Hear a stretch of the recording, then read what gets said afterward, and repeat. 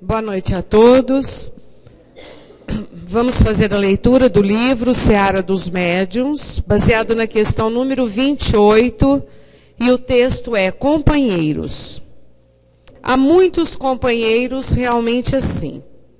Declaram-se espíritas, proclamam-se convencidos quanto à sobrevivência, relacionam casos maravilhosos, exibem apontamentos inatacáveis, referem-se frequentemente aos sábios que pesquisaram as forças psíquicas, andam de experiência em experiência, fitam médiuns como se vissem animais raros, não alimentam dúvidas quanto aos fatos inabituais no seio da própria família, mas desconfiam das observações nascidas no lar de outrem. Conversadores primorosos, anedotistas notáveis, mas não mostram mudança alguma. São na convicção o que eram na negação. Nobres expoentes da cultura intelectual, não entendem migalha de conhecimento superior a quem quer que estejam. Detentores de vantagens humanas não se dignam a ajudar a ninguém. Felizmente, contudo, temos os companheiros da luta incessante. Afirmam-se também espíritas, mas compreendem que o fenômeno diante da verdade pode ser considerado a feição de casca no fruto. Tem os médiuns como pessoas comuns, necessitadas de entendimento e de auxílio. Sabem que a existência na Terra é como estágio na escola. É por isso que não perdem tempo. Moram no trabalho constante, indulgente para com todos e severos para consigo mesmos. Aceitam a justiça perfeita através da reencarnação e acolhem no sofrimento o curso preciso ao burilamento da própria alma. Verificam que o erro dos outros podia ser deles próprios e, em razão disso, não perdem a paciência. Reconhecendo-se imperfeitos, perdoam sem vacilar as imperfeições alheias. E vivem a caridade como simples dever, aprendendo e servindo sempre. São esses que Allan Kardec, em sua palavra esclarecida, define como sendo os espíritas verdadeiros, ou melhor, os espíritas cristãos.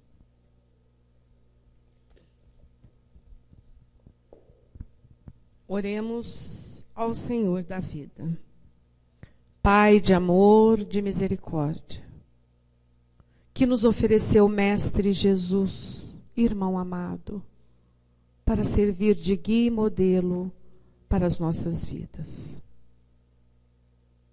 E junto deles, imploramos a presença amiga dos mentores espirituais dessa casa, de espíritos amigos, familiares, para que possamos estar em serenidade, para que possamos estar dispostos ao aprendizado, ao estudo de hoje.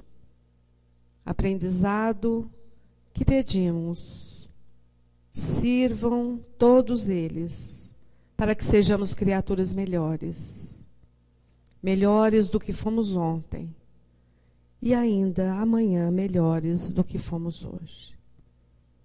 Envolva-nos, Pai, envolva-nos, Mestre Jesus, no teu amor, na tua serenidade. Abençoe-nos sempre, que assim seja. Bom, hoje a nossa aula, né, vocês já estão vendo aí, pluralidade dos mundos habitados, e quem vai trazer a aula é o Mário Arias, nosso companheiro, trabalhador dessa casa também. E vocês terão a oportunidade, mais uma vez, usufruir de uma aula bastante interessante. Eu só quero lembrar, né, eu sei que é apenas uma lembrança, que às vezes a gente esquece de desligar o celular ou de pôr no vibrador e acaba atrapalhando. E só para que isso não aconteça. Com você, a palavra. Obrigado, Marlene. Boa noite. Prazer estar aqui com vocês. É sempre bom fazer essa aula com vocês no COEM. Todo ano pessoal me convida e é interessante ver cara nova na nossa casa, né, Marlene? Sempre o Coen é a porta de chegada. É bem gostoso sentir essa energia de quem está chegando. Uns não tão novos, né, Dorinha? Mas está certo. Nós vamos falar sobre a pluralidade dos mundos habitados. Nós já tivemos uma intuição aqui, ficou melhor, né? Apagando a luz. É um tema bastante interessante, porque a gente sempre fica imaginando, né, se nós estamos sozinhos, como é que é o nosso posicionamento aqui nesse contexto desse universo tão grande. Para a gente explorar um pouco esse tema, nós vamos tratar de 3 partes ali. Primeiramente, nós vamos fazer um contexto histórico, verificando algumas evidências, explorando algumas situações, algumas hipóteses que possam nos esclarecer a respeito dessa pluralidade desses mundos habitados. Depois nós vamos avaliar esse mesmo tema no conjunto das obras espíritas e também das obras básicas. E ao finalzinho nós vamos fazer uma pequena explanação a respeito de Camille Flammarion, que foi um espírita que escreveu Urânia, escreveu outros livros também voltados ao tema, que vale a pena a gente dar uma passadinha na biografia dele. Então é aquela pergunta, será que nós estamos sós? Quando a gente olha para cima, né, a gente vê aquele monte de estrela, imaginando que ali tem um monte de planeta. Será que Deus fez esse universo somente para a Terra, para dar um privilégio tão grande da vida num planeta tão pequeno quanto o nosso? Essa é uma dúvida. Aí a gente começa a olhar. Essa foto aqui é uma foto tirada pelo Hubble, da Ursa Maior. E quase todos os objetos que a gente está vendo aqui são galáxias, que se encontram entre 5 e 10 bilhões de anos-luz de distância. E elas estão mostradas nas suas cores e formas naturais. Então, cada ponto desse aqui é uma galáxia. Ó. Então tá lá, cada ponto desse aqui. Aqui está a distribuição espacial de 100 mil galáxias. Nós estamos aqui no meio. A Terra é um desses pontinhos luminosos aqui, que está aqui no meio, e depois aqui se distribui 100 mil galáxias. Então, para a gente começar a dar uma olhada no tamanho do que nós estamos nos referindo. E o que é que nós vemos ali? Estima-se que existam 50 bilhões de galáxias em todo o universo. Elas são predominantemente agrupamentos de estrelas. As maiores contêm algumas centenas ou até milhares de bilhões delas. A nossa galáxia, a Via Láctea, tem cerca de 100 a 150 bilhões de estrelas. Somente a nossa. Atualmente, o número de planetas extrasolares devidamente comprovados está em 228. A maioria tem órbitas tão estranhas e são tão diferentes dos planetas do Sistema Solar que alguns pesquisadores creem que nosso sistema planetário é uma exceção à regra. Então, com os nossos parcos instrumentos, com os nossos frágeis instrumentos de busca, nós já encontramos 228 planetas. Agora, esses dias atrás, encontraram um planeta que tem características parecidas com a da Terra, né? Então já deve ter aumentado esse número aqui algumas vezes, mas pelo menos 229 nós temos, porque quando eu preparei isso aqui uns 2, 3 anos atrás era 228. Depois encontraram um outro que tem características parecidas com a Terra. Mas isso nós estamos medindo com o nosso pequeno instrumento, né? Perto daquele universo que nós mostramos ali anteriormente, isso aqui não é nada, é zero. Então nós voltamos para a pergunta, será que nós estamos sós? Será que Deus iria criar esse universo inteiro, com tantas galáxias, com bilhões de galáxias, para povoar somente a Terra? Né? E nós, ainda mais esse naipe de espírito que tem aqui, não dá para imaginar isso, né? Mas nós temos evidências aqui, nós não estamos sós.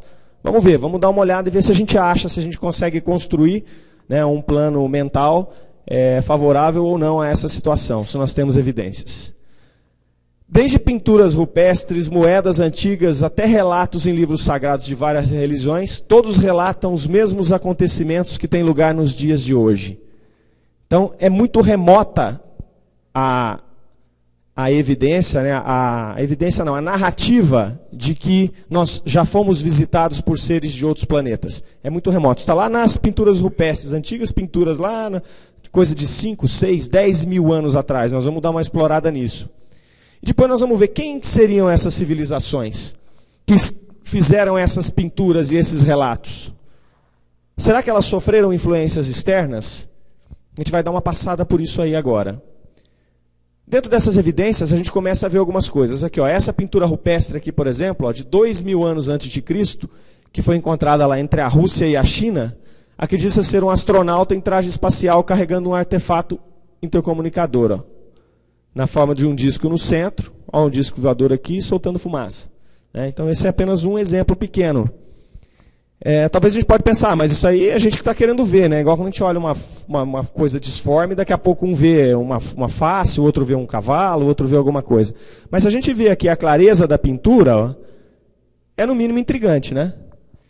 Nós não estamos aqui advogando o que é ou o que não é verdadeiro, estamos apenas apresentando algumas evidências. Aqui nós temos outras, ó.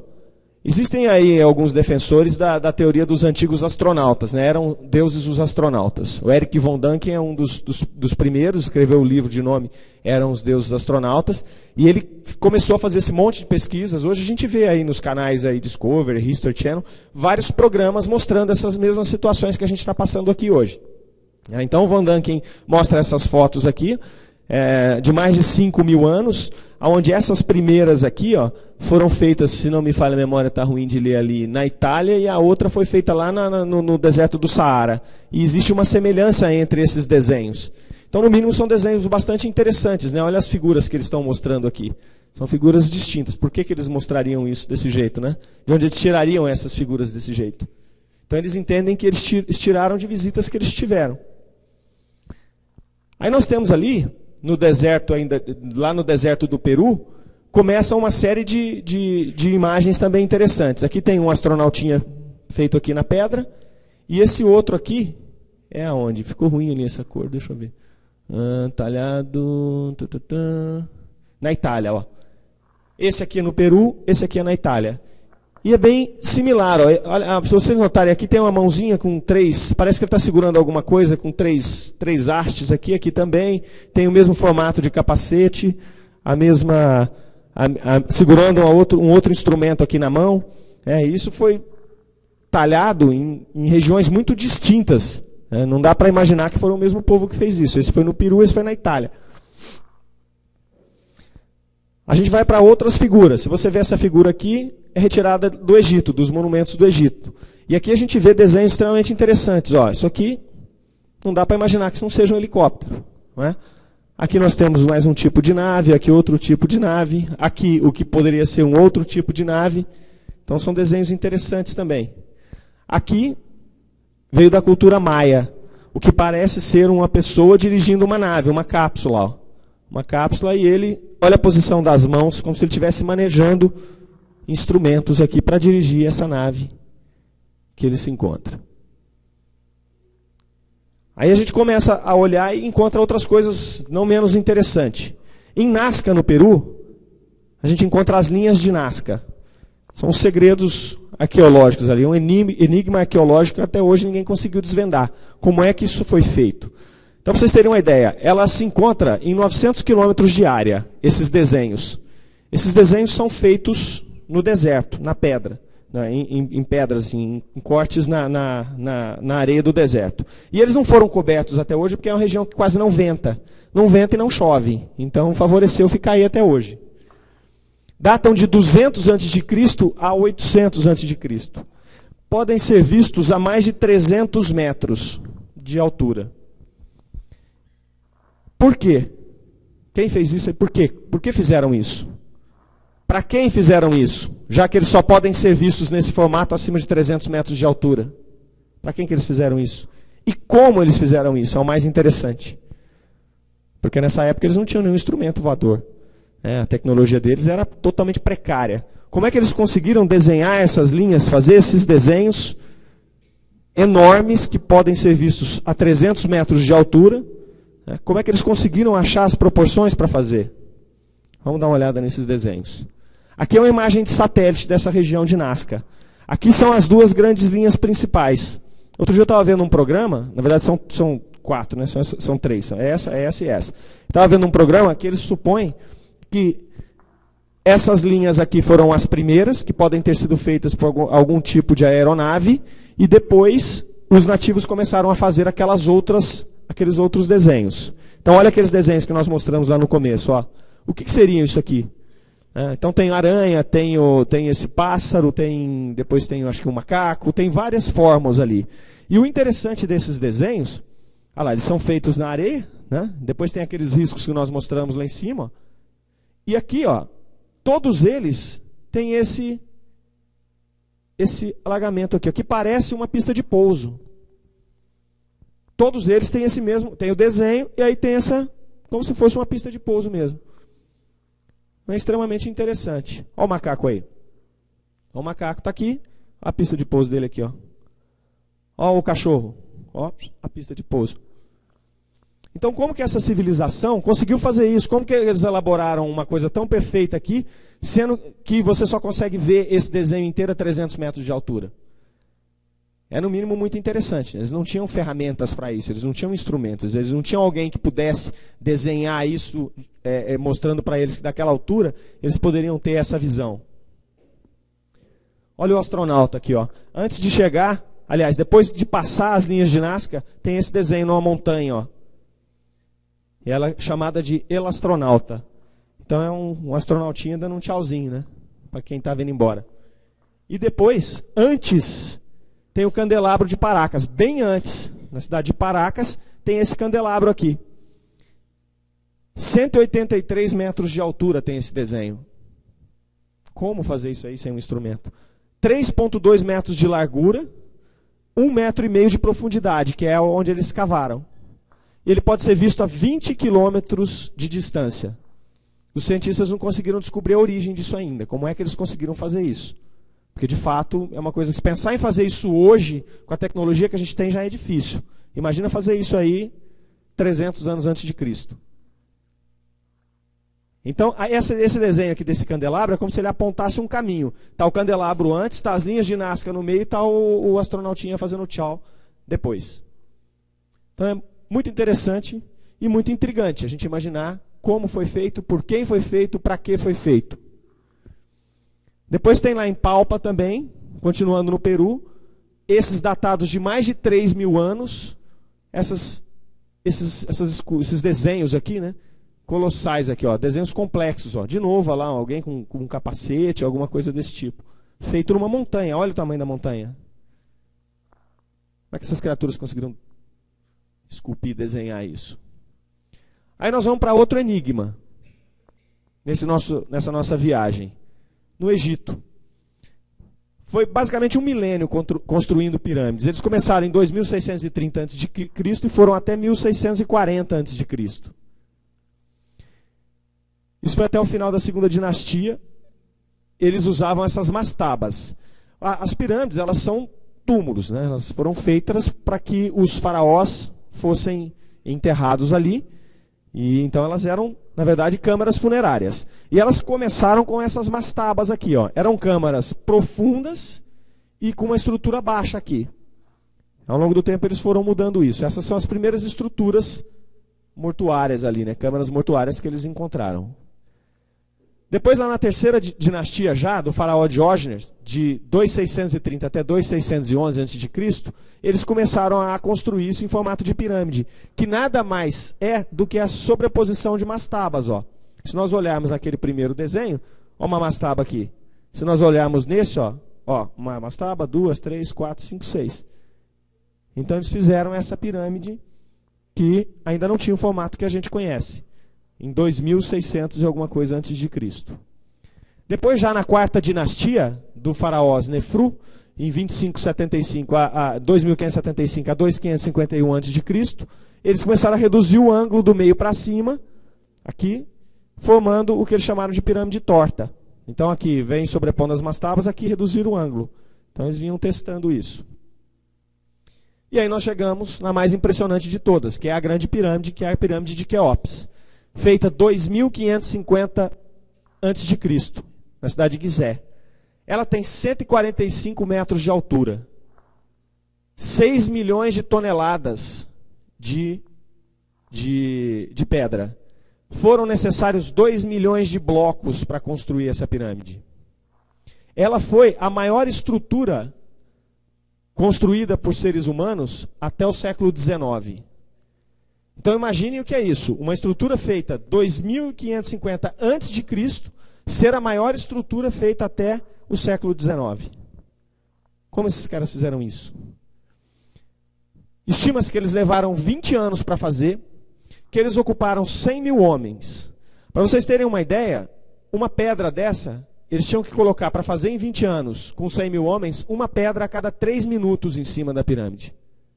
Para fazer em 20 anos.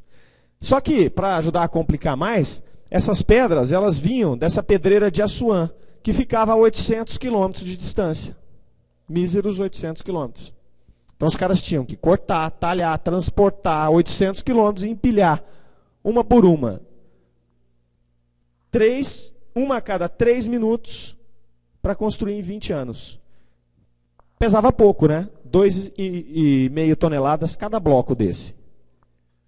Então a gente imaginar como é que eles construíram isso. Né? Hoje, novamente, com as máquinas que nós temos, com toda a engenharia, já seria um trabalho extremamente difícil fazer isso. Estimar fazer um trabalho desse aí, dessa forma como eles tinham aqui, então, é uma coisa que a gente pode imaginar e falar, olha, não dá para saber como é que eles conseguiram fazer isso. E tem mais coisas intrigantes ainda. A disposição dessas pirâmides, é que elas são 3, né? Tem a maior e tem as outras 2 menores. Elas têm as faces alinhadas para os pontos cardeais. O centro exato da Terra. Elas foram construídas no centro exato da Terra e em alinhamento com o cinturão de Órion. Olha aqui o cinturão de Órion, olha aqui as pirâmides. Então, além de um conhecimento profundo de arquitetura, um conhecimento profundo de logística, de como transportar isso, um profundo conhecimento de mineração, de poder tirar essas pedras das montanhas, transportar e colocar, eles ainda tinham um profundo conhecimento de astrologia. Colocar essa pirâmide no lugar certo para que ela atenda esses 3 requisitos aqui. Mudando um pouquinho do Egito, a gente vai lá para o Vale do Indo, Mohenjo-Daro, onde 4.000 anos antes de Cristo surgiu essa cidade aqui. É uma cidade com ruas já de 10 metros de largura, palácios de 3 andares ela apresentava. Palácios de 3 andares. Eles usavam tijolos iguais aos nossos, 4.000 anos antes de Cristo. Eles tinham água corrente, tubulações e fossas. Então é difícil imaginar isso. Né? É difícil imaginar como essa população teve acesso a esse tipo de tecnologia, a esse tipo de conhecimento. Eles não tinham templos lá em Mohenjo-Daro. Eles não encontraram templos. E essa região aqui, que hoje fica no Paquistão, né, do lado da Índia ali, no Vale do Indo, que é do rio Indo, tem uma coisa bastante interessante lá ainda. Existe um local lá que chama Colina dos Mortos, onde eles encontraram várias carcaças de seres humanos e animais. É um local extremamente radioativo. Os esqueletos lá têm traços de carbonização e calcinação. E foram vítimas de morte repentina e violenta. Nesse lugar aqui, eles encontraram homens, mulheres e crianças civis. Não é um campo de batalha, onde tinham militares com armas ali, que você encontra ali, olhou e falou, isso aqui foi uma batalha que eles traçaram e os corpos ficaram aqui.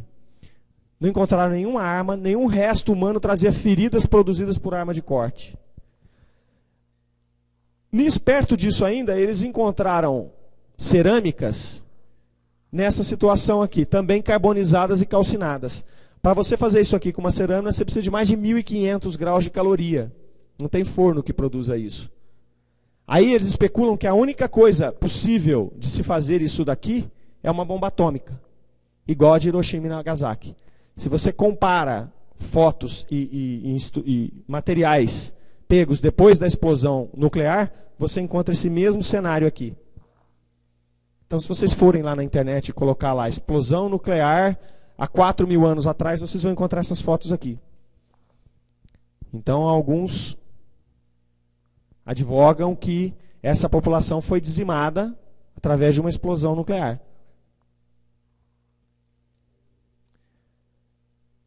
Ainda lá nessa população de Mohenjo-Daro, ali no Vale do Indo, na Índia, foram encontradas coisas muito interessantes na literatura antiga deles. Eles têm desenhos lá do que eles chamam de vimanas. Numa das literaturas lá chamada Samara, ele coloca o seguinte, ó, máquinas de aço sem emendas com uma descarga de mercúrio que saía da traseira na forma de uma forte labareda. Um outro escrito, que é esse aqui que eu não vou me atrever a dizer o nome, diz o seguinte, ó, ele lida com a forma de pilotar os vimanas, precauções com voos e como voar a energia solar, com a energia solar. Como que alguém escreveu isso aí? Como que alguém escreveu energia solar, voar com energia solar, pilotar essa máquina há 4.000 anos atrás? E tem o desenho da máquina. Ó, o desenho como é aqui, e aqui é uma foto, de uma ilustração de como seria essa mesma máquina. E ela tem até uma ligeira semelhança com aquelas cápsulas lunares, né, que nós enviamos para a Lua. Aqui é outro desenho encontrado lá, também de um Vimana na Índia, onde eles detalham como eram construídas essas máquinas. Aqui já é um outro modelo de máquina voadora. Então eles detalham com uma riqueza grande aqui de detalhes. Depois nós temos, em Teotihuacan, no México, também lá na cultura dos astecas, já 100 depois de Cristo, vários templos e cidades que abrigavam 200.000 pessoas. Então o que a gente pode ver nisso aqui é que essas populações antigas, elas desabrocharam ali por volta de 10.000 a.C. e elas tiveram, principalmente 6.000, 4.000, 3.000 a.C., um grande salto em tecnologia. Um salto que a gente não percebe hoje. Se nós olharmos, por exemplo, o século XX, foi um século, talvez tenha sido o século de maior evolução científica do ser humano. Se nós olharmos essa evolução deles, você não encontra vestígio de algo que apoiasse essa evolução tão abrupta. Porque quando a gente fala da evolução do século XX, e a gente olha para trás, você vê de onde ela veio. Né? Você vê os elementos sendo construídos ali. É claro que faltava nessa época registros, né? Não tinham registros. Mas você não encontra situações que vão criando um histórico para dar esse salto tão grande. Então é no mínimo interessante. É no mínimo interessante. Como é que essas civilizações, em vários pontos do planeta, conseguiram alcançar um grau tecnológico tão grande, fazer construções enigmáticas até hoje, coisa de 6.000 anos depois, a gente não consegue entender como é que eles construíram isso. E tem muitos, se a gente for pesquisar, tem muitas outras situações. Por exemplo, aquelas esfinges do Egito,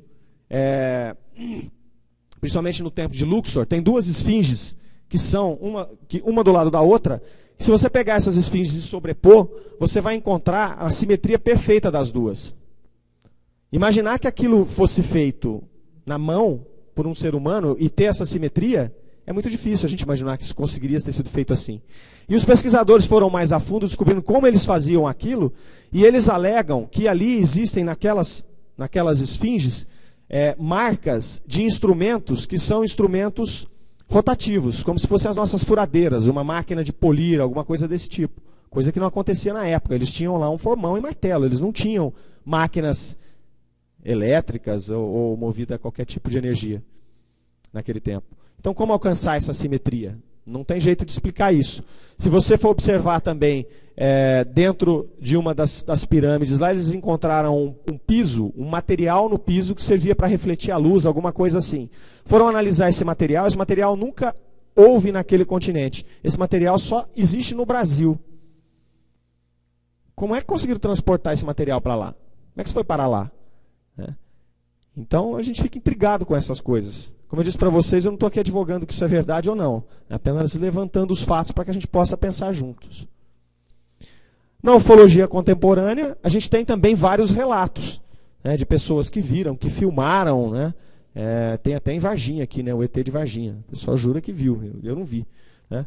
E a mais comum na ufologia contemporânea são essas imagens aqui, né, nas plantações. Muitas delas já foi comprovado que foram feitas pelo pessoal mesmo, de trator. Lá, o cara vai lá, levanta à noite, pega o trator, faz a marca, aí a televisão, depois eles desmascaram ele.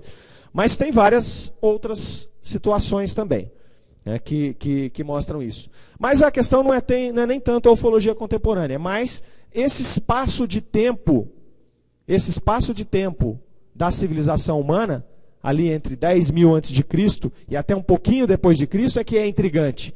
Porque eles não só emergiram de uma maneira inusitada, inesperada e sem rastros, como eles desapareceram também da mesma maneira. A tecnologia desapareceu. Seria como se nós, depois de tudo que nós construímos, fomos à Lua, mandamos nave para Marte, fizemos um monte de instrumentos aqui, foi como se olhássemos essa nossa civilização daqui 300 anos e nos visse andando de carruagem de novo.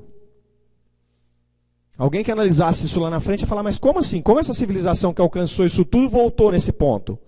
Como é que perdeu essa tecnologia? Porque normalmente a tecnologia não se perde, o conhecimento não se perde. Aí existem algumas teorias que não, eles tiveram que abandonar, por exemplo, a Machu Picchu. Tiveram que abandonar porque houve uma seca muito grande, então eles morreram ali, eles tiveram que sair, abandonar a Machu Picchu e ir para outro lugar. Correto, tudo bem. Por que não construíram nada mais que chegasse próximo a Machu Picchu em outro lugar? Mas nada que chegasse próximo. Eles não conseguiam construir nem cabaninha depois. Perto do que construíram em cima no pico de uma montanha. O mesmo se dá com os egípcios. Depois que passou essa geração de faraó, acabou aquilo. Eles não conseguiram construir mais nada. Então isso aqui é intrigante. Como que isso começou tão abruptamente e parou também da mesma maneira. Então, tem algumas considerações aí que várias pessoas, cada um fala de um jeito, cada um pensa de uma maneira. Alguns dizem que essas primeiras civilizações eram ETs, eram extraterrestres mesmo, foram trazidos para cá para construir aquilo tudo, deixar algum legado, de alguma maneira. Outros alegam que nós tivemos visitas e orientações para poder construir aquilo.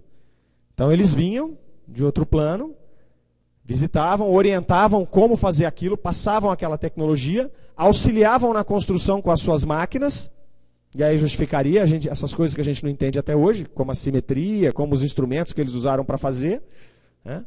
Orientavam e depois foram embora. E também existe uma forma de raciocinar isso, dizendo que eles podem ter sido um conjunto de espíritos que encarnaram ali e que tinham recordações de vidas passadas em outros mundos mais evoluídos, que lhes davam acesso a esse tipo de conhecimento. E esse conhecimento era tão avançado que depois da partida desses espíritos, a população que ficou não conseguiu acompanhar tecnologicamente aquilo e aí se perdeu. É uma teoria bastante interessante também, né? E por que não pensar em talvez tudo junto?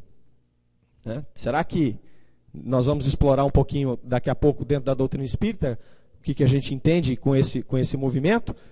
Mas será que não dá para a gente imaginar que esse grupo de indivíduos que estavam ali no planeta Terra naquele momento, para dar um salto evolutivo, receberam seres de outro plano, tanto espirituais como também eventuais visitas para auxiliar na construção daquilo que eles precisavam fazer?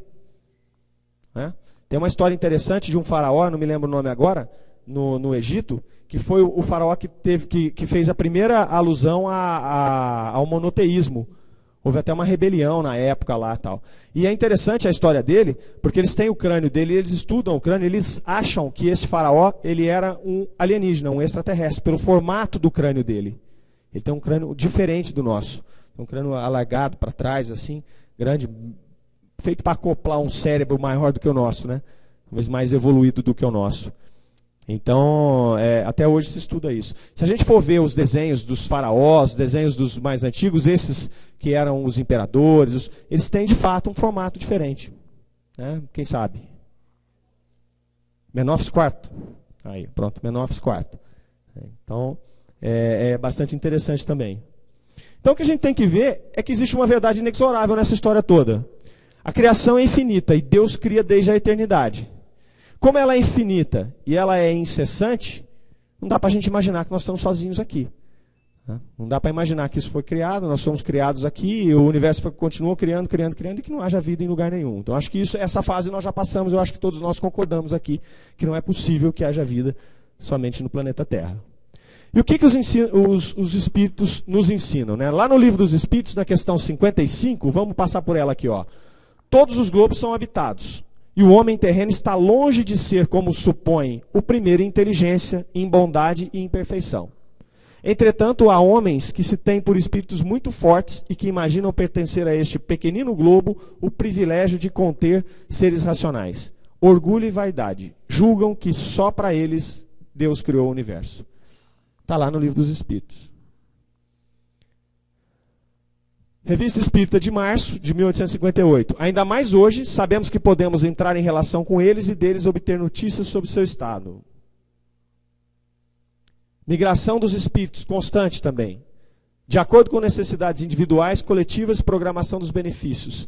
Então é outra coisa que a doutrina espírita nos coloca, que os espíritos migram constantemente de planos mais evoluídos para planos menos evoluídos, conforme esses pré-requisitos aqui, ó. Necessidades individuais, coletivas e programação dos benfeitores. Sempre com alguma razão por trás.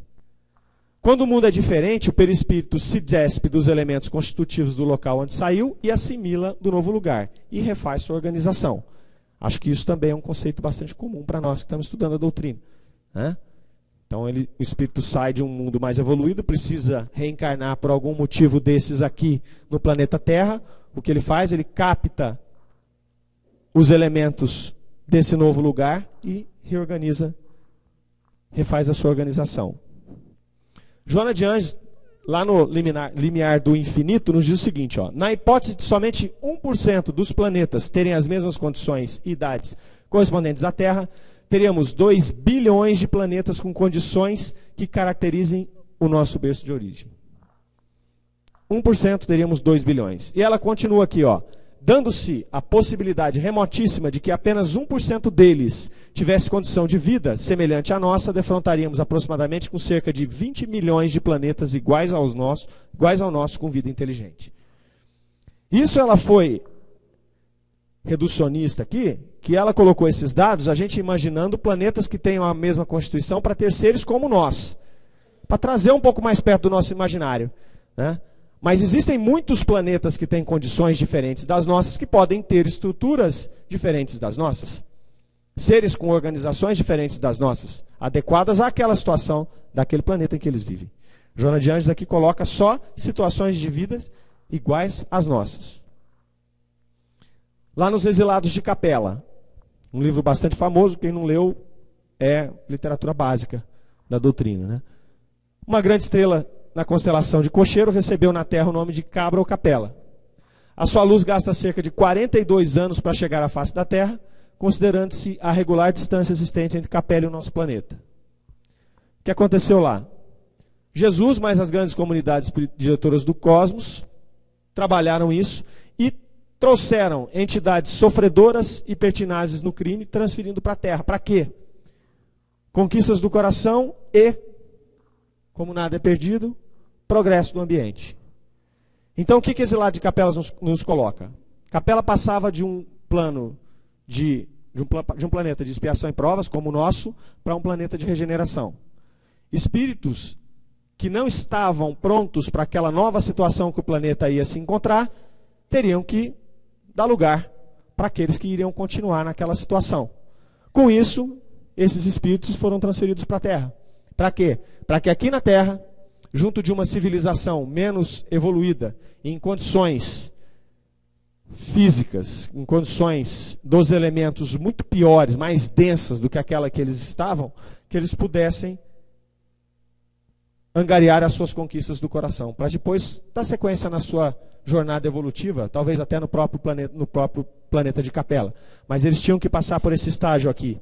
E eles já iriam aproveitar que eles estavam passando aqui e ajudar no progresso do ambiente do planeta Terra, que vinha se desenrolando já há milhares de anos. Quando eles chegaram aqui, já fazia 100 mil anos que o homem tinha descido das árvores e estava em evolução. Então eles chegaram aqui para dar um salto de evolução nesse homem. E se nós confrontarmos o que está escrito aqui nos Exilados de Capela com o que nós vimos ali agora e comentamos, encaixa perfeitamente. Esses espíritos chegaram aqui com uma condição evolutiva extremamente maior que aqueles semi-selvagens que aqui se encontravam e proporcionaram aquele salto que nós vimos. Então ficaram entre nós aqui, sei lá, em torno de 1000 anos, alguma coisa desse tipo, proporcionando aquela grande evolução. E talvez explique também que quando esses espíritos completaram as conquistas do coração e foram embora, por isso que teve aquela ruptura tão grande. Os selvagens que eles pegaram aqui, aqueles espíritos ainda em fase inicial de evolução, haviam sim evoluído, mas não tanto quanto eles, que já haviam, digamos, rodado muito. Quando vieram para cá, eles vieram em 4 grandes grupos, segundo o livro. Ó. Se fixaram depois nos povos mais antigos, obedecendo às afinidades sentimentais e linguísticas que os associavam na constelação de Cocheiro. Então já desceram em 4 grandes grupos aqui. E formaram a civilização do Egito, o povo de Israel, as castas da Índia e o grupo dos Árias. Segundo o livro, essas foram as principais castas formadas pelos exilados de Capela. Cada uma delas agora, vamos dar uma olhadinha. Civilização do Egito. Eles se destacavam na prática do bem e no culto da verdade. Lembrança mais viva das experiências de sua pátria distante. Tanto que esse negócio de alinhamento com estrela, de fazer as pirâmides, eles já tinham situação de reencarnação. Então eles tinham já essas lembranças mais vivas do que os outros grupos que a gente vai mostrar daqui a pouco. O culto da morte altamente desenvolvido. Haja visto as pirâmides, que era a morada deles. Então era como se as pirâmides fossem para eles uma nave que fosse levá-los de novo, né? Talvez para a capela, que eles deviam sentir uma saudade danada. Né? Ciência que a evolução da época não comportava. Então é o que nós já falamos aqui. Eles trouxeram uma ciência para cá que a evolução da época de fato não comportava aquela ciência. E pluralidade das existências e dos mundos eram problemas conhecidos e solucionados para os antigos egípcios. Isso era tranquilo para eles. Lá na Índia, a civilização da Índia é anterior ainda à civilização egípcia, é onde nós vimos aquele Mohenjo-Daro lá. E lá em Mohenjo-Daro, quando eles começam a escavar, eles encontram vestígios de outra civilização embaixo daquela. É que eles pararam as escavações. Lá houve alguma coisa lá que fez com que eles parassem as escavações naquele lugar. Alguns já começam a especular que eles encontraram evidências muito fortes dessas coisas, tudo, e para efeito de, digamos, de segurança, bloquearam isso. Lá da Índia, florescem os povos arianos que florescerão na Europa. Surgem lá as primeiras vozes da filosofia e da religião no planeta. Foi lá na Índia que nasceu isso.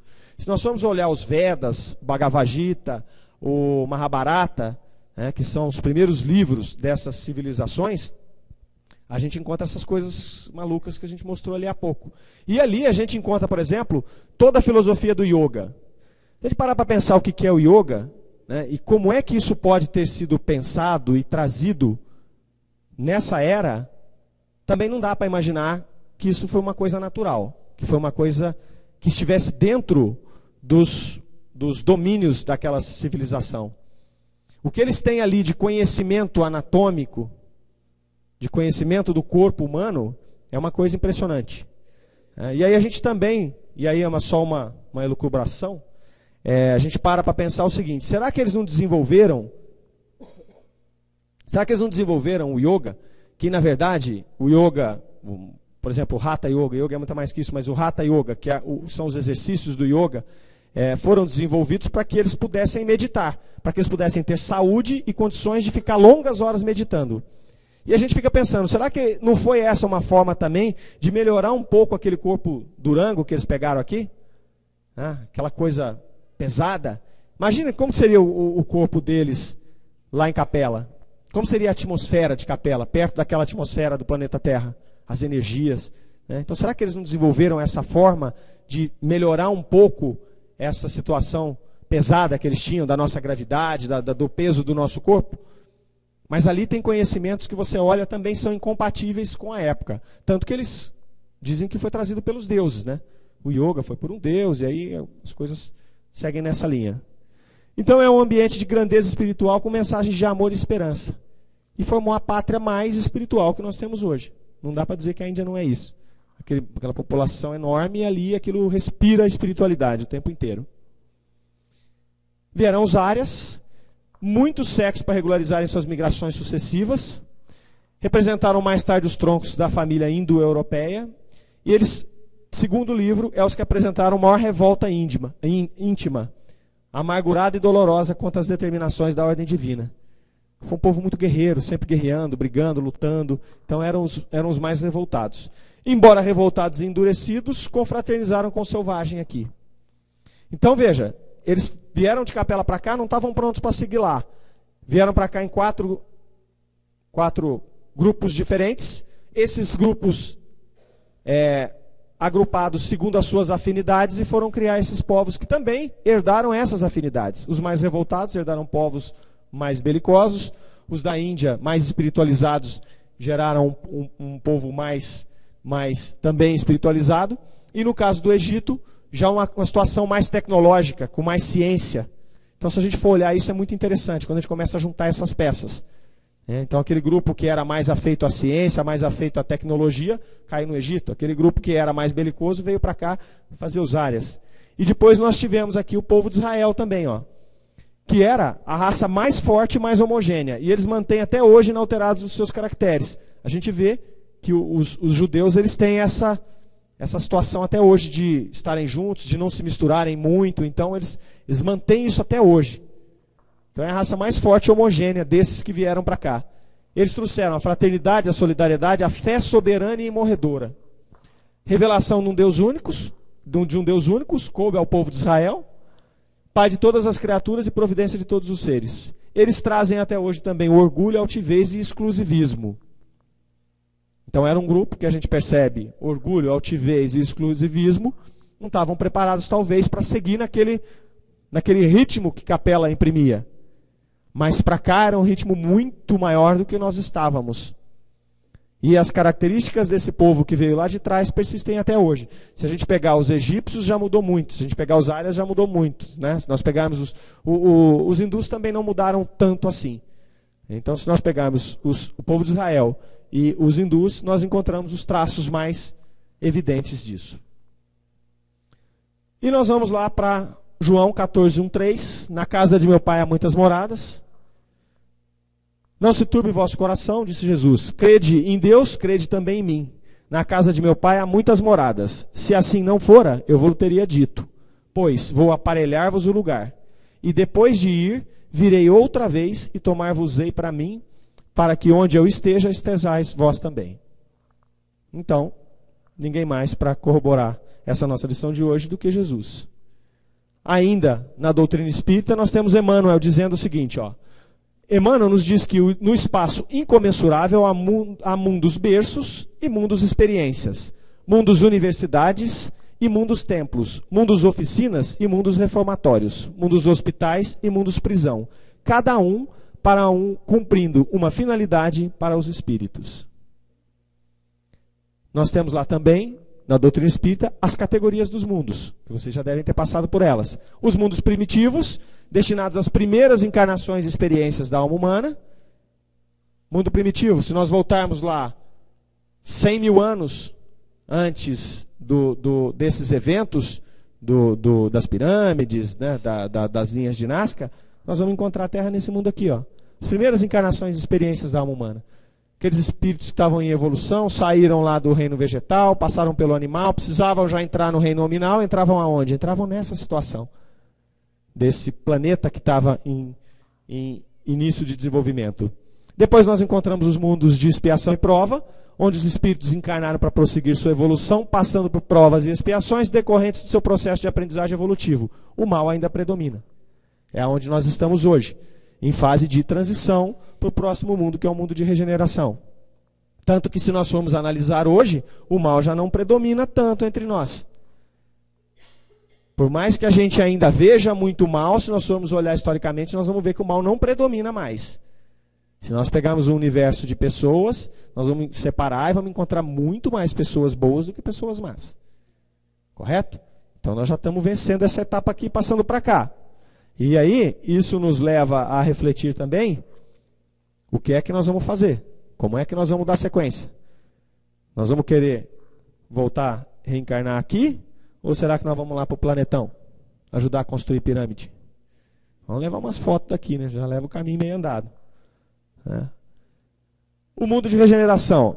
Nesse mundo ainda existe o mal, mas ele não predomina. Os espíritos estão sujeitos a provas, mas já adquirem melhores condições e conhecimentos para estabelecerem uma boa base na sua evolução. É para onde nós estamos indo, gente. E é já. Não temos mais tempo. Depois nós temos lá na frente os mundos ditosos, onde o bem sobrepuja o mal e a felicidade já predomina. E depois os mundos celestes ou divinos, que é habitado por espíritos evoluídos, onde reina exclusivamente o bem e o conhecimento da verdade. Esses dois estão bem longe da gente ainda.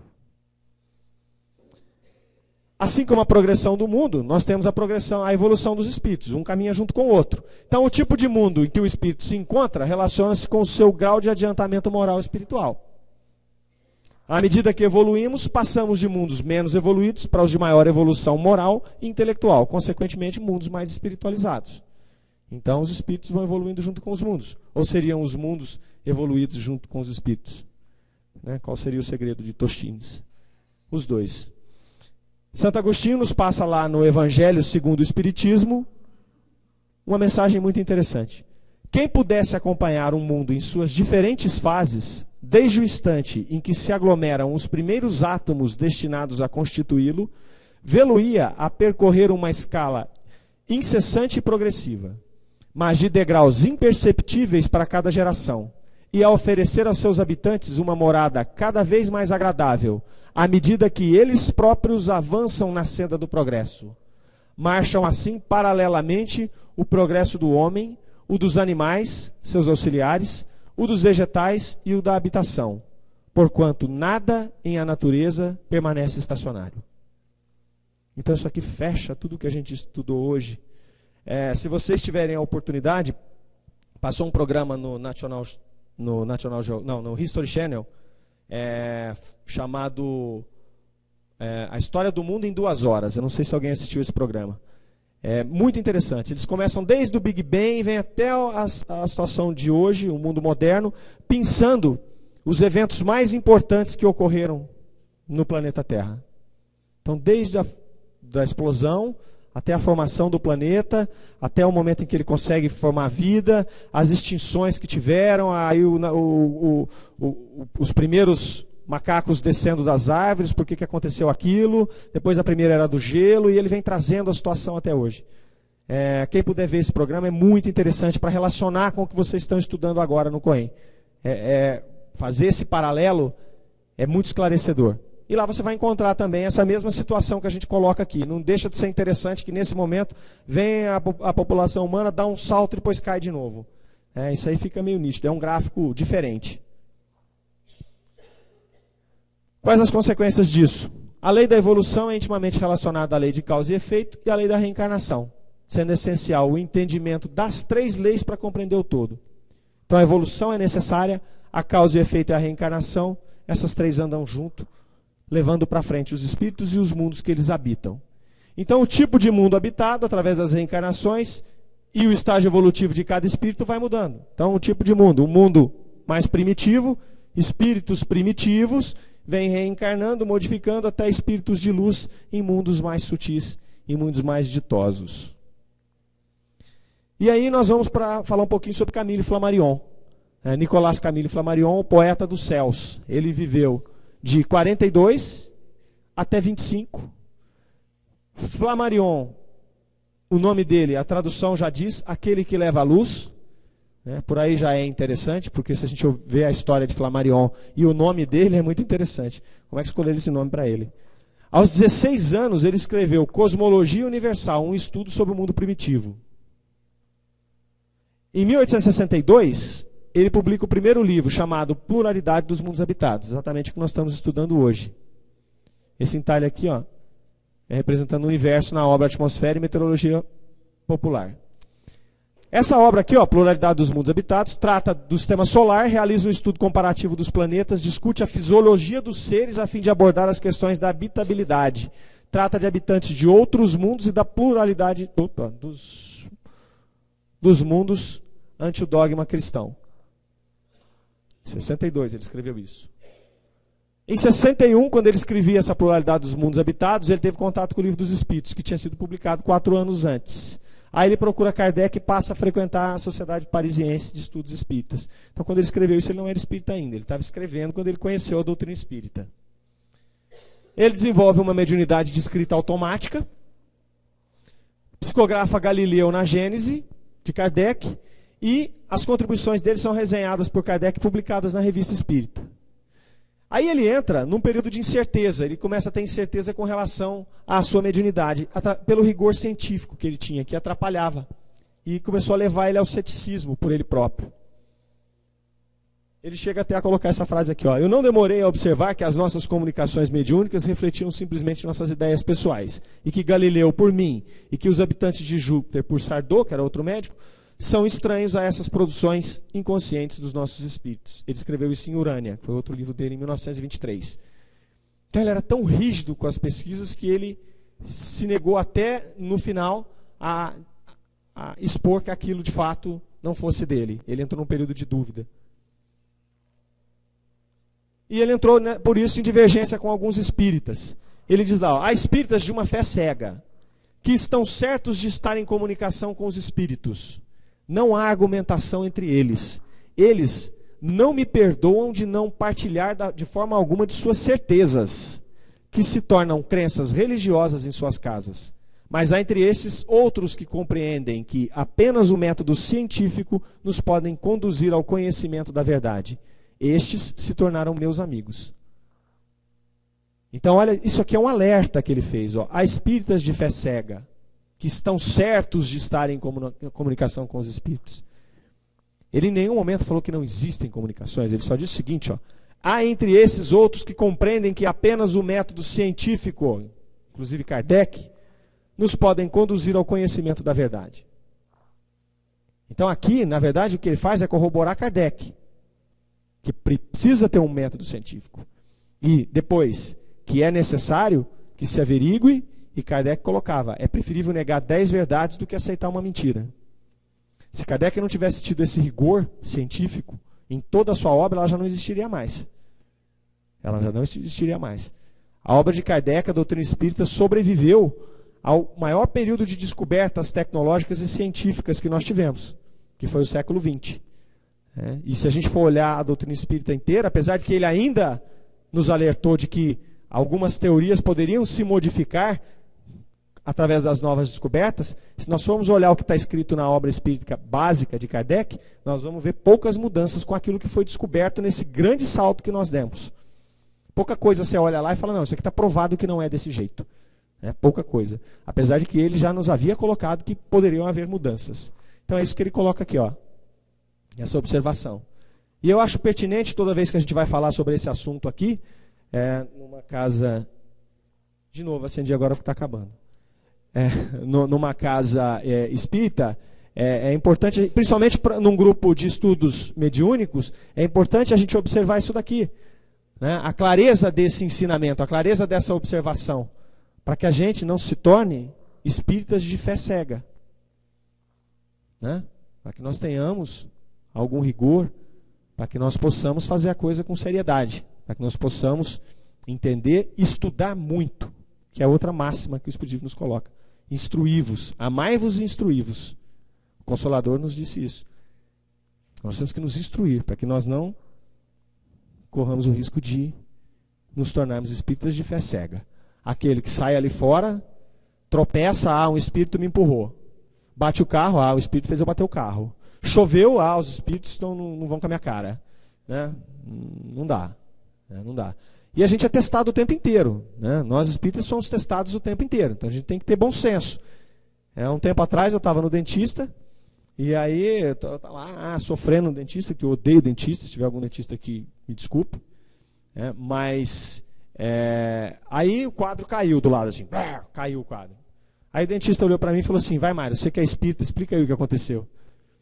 Eu falei, quem tem que explicar isso não é o espiritismo, é a física. Isso aí foi a lei da gravidade. O prego estava mal colocado, o quadro caiu, foi só isso. Né? Então a gente tem que tomar cuidado, porque senão, não, é que eu tenho medo, e aí os espíritos que estão comigo se aproveitam do meu medo, já criam uma teologia, uma filosofia, né? Já, vou dar uma explicação, então vou mostrar o tanto que eu sou estudioso. Vai fazer papelão, né? Vai fazer papelão. Então a gente tem que ter bom senso. Nós vamos ser testados o tempo inteiro. Né? Vamos ser testados o tempo inteiro, e aí a gente não pode cair no fanatismo, na fé cega. Estudar. O remédio para isso é estudar. Quanto mais a gente estuda, mais a gente percebe que sabe menos, sabe pouco, e aí você se priva de falar bobagem. Eu falo muito, então falo muita bobagem, mas fazer o quê? A missão da astronomia, ele nos coloca lá em Urânia. Também acho muito bonito esse pedaço aqui. Então vamos lá. A missão da astronomia será mais elevada ainda, depois de vos haver feito sentir e dado a conhecer que a terra não é mais do que uma cidade na pátria celeste, e que o homem é cidadão do céu e irá mais longe. Descobrindo o plano sobre o qual o universo físico está construído, mostrará que o universo moral se acha alicerçado sobre esse mesmo plano, que os dois mundos não formam senão um mesmo plano, que os dois mundos não formam senão um mesmo mundo, e que o espírito governa a matéria. O que ela houver feito quanto ao espaço, realizará quanto ao tempo. Está lá em Urânia, página 34. Ele vai ainda, cidadãos do céu. O progresso elevou lentamente as almas. A natureza está em incessante progresso. O universo é um perpétuo futuro. A ascensão é a lei suprema. A Terra é o satélite de uma estrela, presentemente e também no futuro. Somos cidadãos do céu. Saibamo-lo ou ignoremo-lo. Em realidade, vivemos nas estrelas. Então esse foi Camille Flammarion. E aqui a gente encerra esse estudo de hoje. Eu espero que vocês possam pensar aí com a gente sobre tudo isso que nós falamos. E quem tiver a oportunidade de dar uma olhadinha nesse programa que eu mencionei, vale a pena. Certo? Obrigado. Ah tá, alguém quer fazer alguma pergunta? Colocar alguma coisa? Pois não?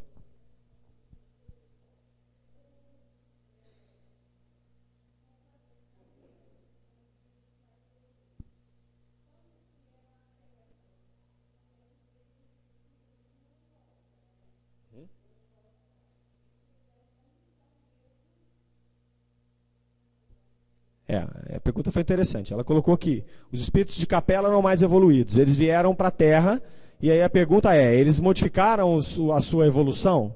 Não, não modificaram. Eles vieram para cá no mesmo grau de evolução que eles tinham lá. Correto? Porém, ao reencarnar nesse plano, o raio de ação que eles tinham era menor do que o que eles tinham lá, com certeza. Não é? Porque os corpos que eles habitavam lá, a gente supõe que eram corpos mais evoluídos. Se a gente for levar o pensamento, voar um pouquinho com o pensamento, nós vamos olhar assim, por que alguns deles tinham a cabeça diferente da nossa? Talvez será porque o cérebro cresceu um pouco mais? Não sei. Né? Mas, aí respondendo a sua pergunta, não, eles não voltaram para cá e diminuíram a sua evolução. Eles vieram para cá e ajudaram aqueles menos evoluídos, por serem mais evoluídos, a alcançar um grau de evolução mais rápido. Certo? Então eles não diminuíram a evolução, levaram para lá. E eles vieram para cá não em missão puramente. Eles vieram para cá primeiramente porque eles não se adaptavam mais ao mundo que estava lá. Então eles vieram para cá primeiro para reparar aquilo que faltava para eles ainda. Então era uma missão individual primeiramente. Olha, não te cabe mais aqui. Você vai para outro lugar. E chegando lá, faça alguma coisa de útil. É mais ou menos assim. Ajude a evoluir aqueles que lá estão. Certo? Então, porque senão nós vamos começar a imaginar que eles vieram para cá em missão mesmo, e que eram todos bonzinhos e que estavam fazendo um puta sacrifício. Não é. Junto deles pode ter vindo vários em missão, sim, né, para ajudar a conduzir aquela turba pelos caminhos corretos. Eu acredito que sim. Mas não eram todos. A grande maioria deles, a grande massa deles, era formada por espíritos que precisavam vir passar por essas experiências mais densas para conseguir alcançar um estágio evolutivo que condissesse... Condissesse, Marlene? É? Então tá bom. Condizesse? É? Não sei, é professor de português que sabe. Tenho medo de falar quando a Marlene está aqui, porque ela vai falar, não te ensinei isso não. Não sei se você aprendeu fora das minhas aulas. Mas que condissesse ou condizesse com a situação em que eles iriam viver em capela. Tá? Exatamente, aí foi uma afirmação, não foi uma pergunta. É o que vai acontecer com a gente quando passar para o planeta de regeneração.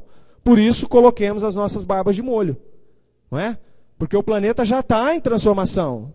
Então nós temos poucas chances agora, a gente não sabe precisar exatamente quantas, mas são poucas chances reencarnatórias.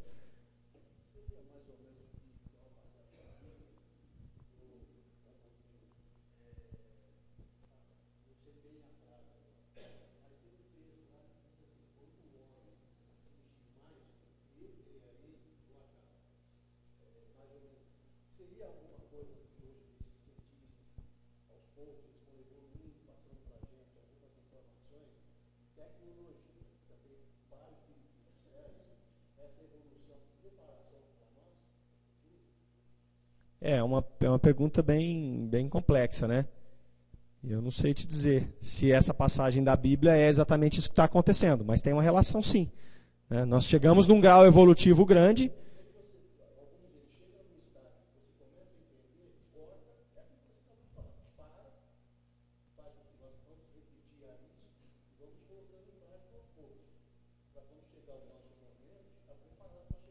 Então, mas aí vamos pensar junto, ó. O que aconteceu com Capela, a gente imagina que não foi isso, né? Capela veio evoluindo, imaginamos que tecnologicamente, os egípcios ali podem nos mostrar isso, né? Os incas, os maias. Então eles vinham evoluindo tecnologicamente, cientificamente, espiritualmente, não é? Vinham evoluindo. Ele não parou, ele continuou. Capela mudou para um plano de um planeta de expiação e provas para um planeta de regeneração, deu continuidade. O que aconteceu foi que ele mandou esses espíritos, né, a providência encaminhou esses espíritos que não cabiam mais ali para a Terra, pegou um povo que estava ainda nos seus primórdios evolutivos, deu um grande salto com eles, e à medida que esses espíritos de Capela foram cumprindo com as suas etapas aqui e voltando para a Capela, ou sabe-se lá para onde, né, que eles foram indo embora, aqueles espíritos que estavam aqui não conseguiam mais assimilar aquela tecnologia. Então, alguma coisa ficou, sim, ficou um avanço enorme, né? Mas não ficou tudo aquilo que nós vemos naquelas civilizações. Entendeu? Então, eu não acredito que isso vai acontecer na Terra. Pela sua pergunta, sim, é um pensamento, eu não sei o que vai acontecer, mas eu acredito que, pela lógica, a Terra vai continuar em evolução, tanto científica quanto espiritual, e quem de nós não estiver preparado para seguir nesse plano vai ter que sair lá para o planetão. Comer pó lá no meio do deserto, não é? Se a gente for olhar isso, porque a ciência tem muito para fazer ainda. Quando fala lá num planeta de regeneração, em outros mundos mais ditosos, nós não temos doença, né? nós não temos guerras, vai diminuindo essas coisas todas. E a tecnologia nos ajuda nisso profundamente. Quando a gente vê aí pesquisas de células-tronco, onde você consegue fazer curas, né? Autotransplante. Então, quer dizer, a evolução ela nos leva para esse mundo melhor. Quando a gente vê pesquisas tecnológicas em adubo, pesquisas tecnológicas em plantações, em geração de proteína, por exemplo, o que acontece? Também nos leva para um mundo melhor. É que o ser humano ainda, na posição que está, usa também a tecnologia para uma coisa ruim. Para competir, às vezes para guerrear, às vezes para criar coisas que são antiéticas. A clonagem é maravilhosa, desde que ela seja usada de maneira correta, de maneira ética. Se você pensar em clonagem de animais, é uma coisa impressionante. Tem um exemplo disso, que em gado de leite, por exemplo, aquelas vacas holandesas, o que acontece? A pessoa vai lá, faz a inseminação artificial, hoje não faz mais, mas quando fazia, aí nascia o bezerro. As fêmeas eram criadas. Os machos, o que faziam com os machos?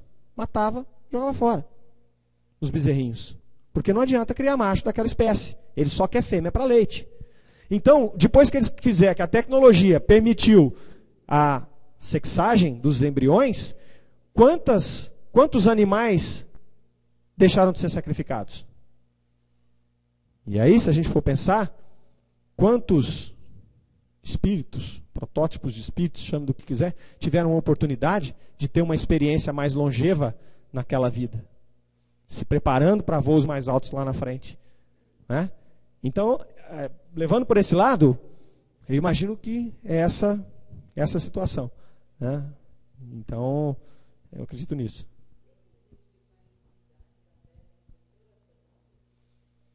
Vinda de Capela? Então, pelo que a gente estava falando aqui há pouco, isso deve ter ocorrido aí entre 5.000, 6.000 anos antes de Cristo.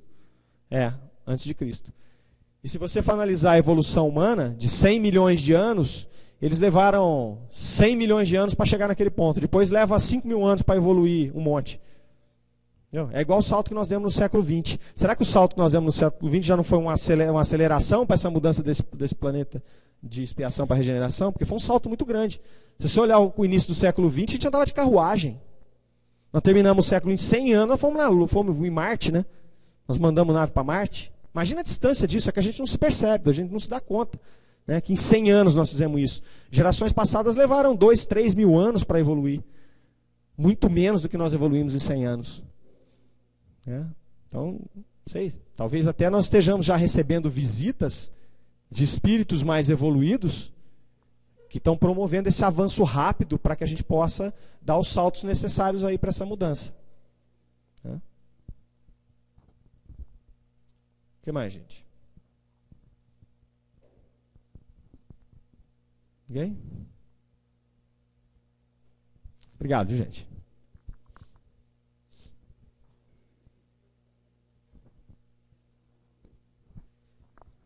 Terça que vem tem mais, viu? Sei que está todo mundo gostando, né? Isso ainda não é o Coen, viu, Mário? Ainda não é o Coen. É só preparação.